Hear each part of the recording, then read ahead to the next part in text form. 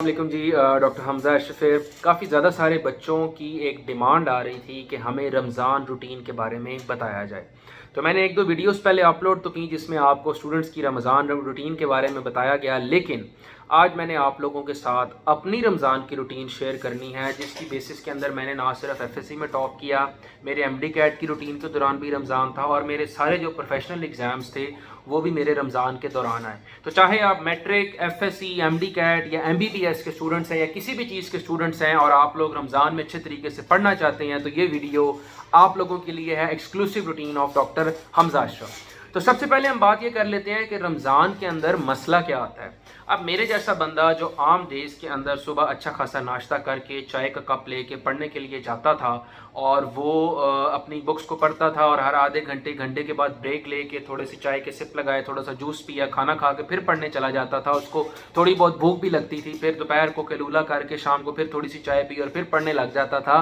अब रमज़ान के अंदर मसला ये है कि या आप सहरी के टाइम खा सकते हैं, या आप रात के टाइम खा सकते हैं, या आप अफ्तारी के टाइम खा सकते हैं। दिन तो आपने सारे का सारा वैसे गुजारना है। अब रूटीन मेरी इस तरह से होती थी कि अगर तो मेरी हैं छुट्टियाँ, उसके अंदर मेरी प्रेफरेंस ये होती थी कि मैं दिन के टाइम सोऊं या दिन के टाइम अपनी पढ़ाई के ऊपर ज़्यादा फोकस ना करूं, शाम के टाइम अफ्तारी करूं, चाय पीऊं और तरावी पी के उसके बाद रात को मैं पढ़ाई करूं। उसकी क्या वजह है?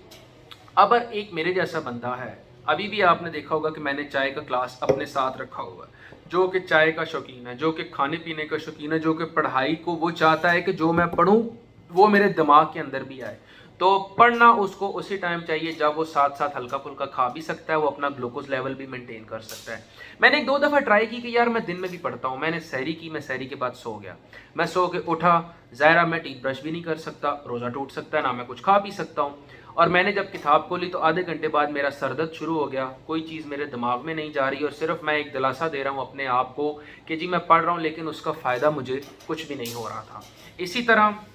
जो चीज़ मैं वैसे आम दिनों में 10-15 मिनट में अपने दिमाग में उसको हिफ्ज़ कर लेता था, वो मैं घंटा घंटा खोल के बैठा रहता था, तो मेरे से नहीं पढ़ा जाता था। इसीलिए मैंने रूटीन अपनी ये बनाई एफएससी के अंदर भी और एमडी कैट के अंदर भी कि मैं दिन के टाइम नमाज़ें पढ़ के रेस्ट करता था, मैं अपनी नींद पूरी करता था और रात को जाग कर मैं चाय का गिलास पकड़ कर साथ अपने मैं सारी की सारी रात पढ़ता था। तो आप लोग भी अगर मेरी वाली सिचुएशन को ही फेस कर रहे हैं और आप लोग दिन को यही समझते हैं कि जी हमसे नहीं पढ़ा जा रहा, हम कैसे मैनेज कर रहे हैं, तो आप लोगों के लिए रिकमेंडेशन यही है। सेकेंडली, अगर आप लोग कोई वीडियो लेक्चर्स देखना पसंद करते हैं, आप लोग अगर दो तरीके होते हैं ना पढ़ने के, या तो आप किसी का वीडियो लेक्चर सुन लें या फिर आप लोग किताब से पढ़ें। अगर आप लोगों ने किताब से पढ़ना है तो उसमें जान ज़्यादा मारनी पड़ती है, चीज़ों को हाईलाइट करना पड़ता है, डेफिनेशंस ढूंढनी पड़ती हैं। अगर आप लोग किसी का वीडियो लेक्चर देख रहे हैं या कोई एनिमेशन देख रहे हैं तो वो ईजिली दिमाग में चला जाता है। अब अगर मैंने सहरी से अफ्तारी तक के टाइम को यूटिलाइज करना होता था तो या मैं सो जाता था या मैं कोई वीडियो लेक्चर देख लेता था, जिसको मैं सिर्फ अपने दिमाग के अंदर, वो दिमाग में ऑटोमेटिकली आता रहता है,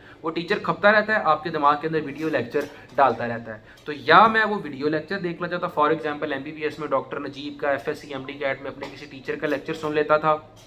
या फिर मैं रेस्ट करता था। और जो किताबों से पढ़ना है, जो नोट से पढ़ना है, जो मैंने अपना दिमाग की ब्रेनस्टॉर्मिंग करनी, जिससे मेरा दिमाग गर्म हो सकता है, जिससे मेरे दिमाग में सर दर्द हो सकती है, जिसपे मुझे जो है ना स्ट्रगल करनी पड़ रही है, बायो की मैंने रट्टे लगाने हैं, मैंने अगर एमबीबीएस के अगर एनाटमी वगैरह फिजियो के रट्टे लगाने हैं, या मैंने कोई फॉर एग्जांपल फिजिक्स की डेरिवेशन या न्यूमेरिकल्स करने, तो उसके लिए मैंने रात को रखा होता था। फॉर एग्जांपल ये वाला जो अभी का टाइम है, टाइम हो रहा है 10:30 का और मैं जिस टाइम वीडियो बना रहा हूँ, तो ये परफेक्ट टाइम है। चाय मेरे पास है, चाय मैं पीऊँगा, नमाज मैंने पढ़ ली है और उसके बाद मैं आराम से जनाब सहरी तक बैठ के पढ़ूंगा और सहरी करके मैं आराम से जाके सो जाऊंगा। और सहरी के सोने के बाद अगर मेरी कोई एकेडमी है तो मैं एकेडमी को टाइम दूंगा, अगर मैंने सोना है तो मैं सोऊंगा, और अगर मैंने कोई वीडियो लेक्चर देखना है तो मैं वो देख लूँगा जो मेरे दिमाग में खुद ब खुद ही आ जाए। स्ट्रगल और स्ट्राइव करने वाला टाइम वो है रात का। अभी तक की मेरी जो मैट्रिक से लेकर अभी तक की रूटीन है, इसके अंदर मैंने तो यही फॉलो किया है। मैंने बड़ी कोशिश की सहरी के बाद किताबें पढ़ने की, लेकिन वो मेरे से उस तरह से हिम्मत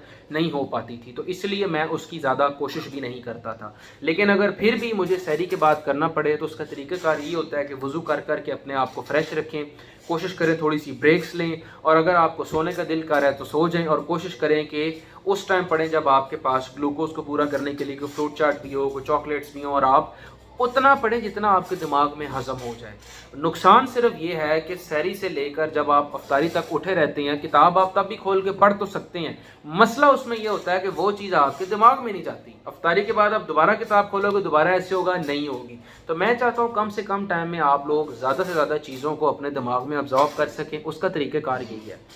مغرب پڑھی، چائے پی، عشاء پڑھی، اور اس کے بعد جناب آرام سے کتاب کھول کے بیٹھ گئے. سحری سے افطاری کے ٹائم کو آپ لوگ یوٹیلائز کریں، یا سونے کے لیے، نمازیں پڑھنے کے لیے، قرآن پاک پڑھنے کے لیے، اکیڈمی جانے کے لیے، یا پھر اپنے کالج جانے کے لیے، یونیورسٹی جانے کے لیے، یا پھر آپ لوگ ویڈیو لیکچرز دیکھیں. اور ویڈیو لیکچرز دیکھ کے ان کو بے شک نوٹ ڈاؤن کر لیں سحری سے افطاری کے ٹائم میں، اور افطاری کے ٹائم کے بعد میں رات کے ٹائم ان کو آپ ریوائز کریں تو آپ لوگوں کی پرفیکٹ قسم کی رمضان کی یوٹیلائزیشن ہوگی. میں نے رمضان میں پڑھ کے نہ صرف ڈسٹنکشنز لی ہیں، اپنے ایف ایس سی میں ٹاپ کیا ہے، MD کیٹ میں ٹاپ کیا ہے، اور یہی میری ایکسکلوسیو قسم کی گائیڈنس آپ لوگوں کے لیے کہ اگر آپ لوگ بھی ان قسم کے ایشوز کو فیس کر رہے ہیں تو اگر آپ لوگ یہ سب کچھ کریں گے تو آپ کے یہ سارے مسئلے حل ہو جائیں گے. Still if you have any problem you can feel free to ask me in the comments. Thank you so much Dr. Hamza Ashraf here.